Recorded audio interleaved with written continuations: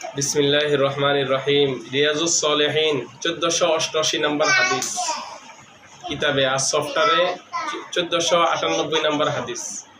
One আবি দারদাই রাদিয়াল্লাহু আনহু قال قال رسول الله صلى الله عليه وسلم كان من دعاء داود عليه السلام اللهم إني أسألك حبك وحب من يحبك والعمل الذي يبلغني حبك اللهم اجعل حبك أحب إلي من نفسي وأهلي ومن الماء البارد رواه الترمذي।